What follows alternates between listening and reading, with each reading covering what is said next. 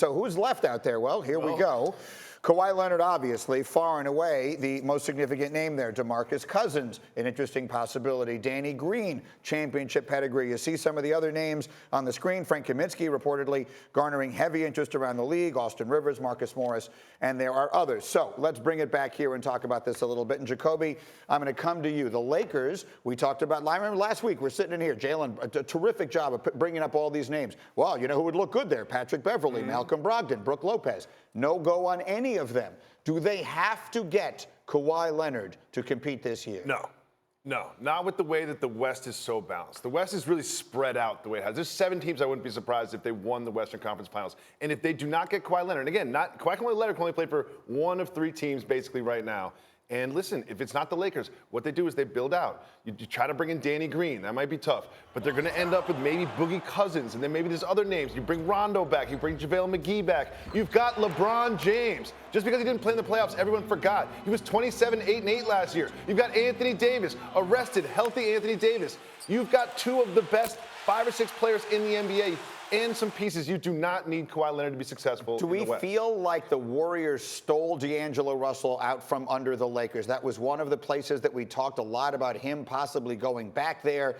And instead, it looks like he's going out to Golden State in a sign and trade. Well, you can say that, but I think the Lakers, when you're going all in on one guy, you got to wait. And that means you're going to lose out on the DeAndre Jordans and the Patrick Beverleys, and you're going to lose out on those mid-level guys, and you're going to lose out on a guy like D'Angelo Russell. I think that's why the Warriors were kind of motivated to move quickly. But Kawhi Leonard is worth waiting for. You make your home there in L.A., Sean, and so you're following this sort of day in, day out. The Lakers, did they do the right thing by waiting? I don't know. You have to.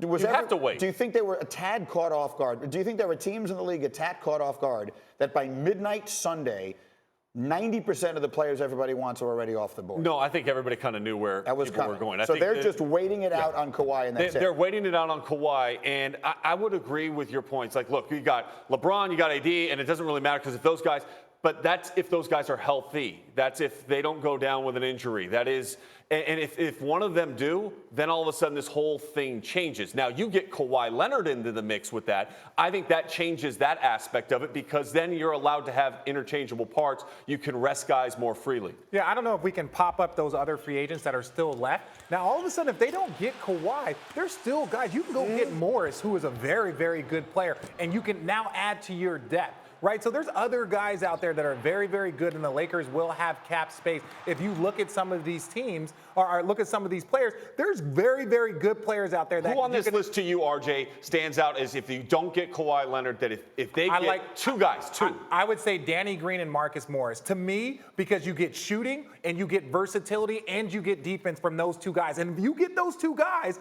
on top of having LeBron James and Kyle Kuzma, like you have a very, very good team. I think the best team in the West. The shooting aspect for me is the most important aspect that the Lakers need to make sure that they address here. If they do not get Kawhi Leonard, you have to have somebody that can stand in the corner when you run that pick and roll with LeBron and AD, that when they drive and they kick, that it's a knockdown 3-point shot from the corner. The Lakers are my favorite to win the Western Conference with or without Kawhi Leonard. I think I feel comfortable saying that right now. And here's the question that I would have is that you were asking then LeBron and Anthony Davis to the point that we just saw Toronto load management their way to a championship by giving Kawhi all the room that he possibly needed. Can the Lakers afford to do that next year with the West being as evenly distributed as it is?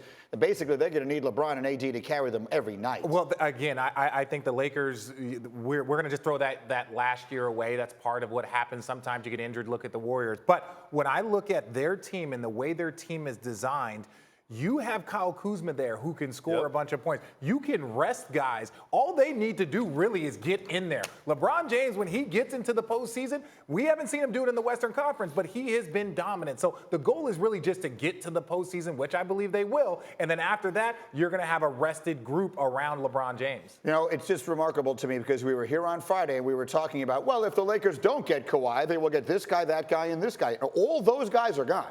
We were talking about Bogdanovich. We were talking about Brogdon. We were talking about Beverley. All those ships have sailed. So they really have, it feels like, pushed their chips to the center of the Kawhi Leonard table.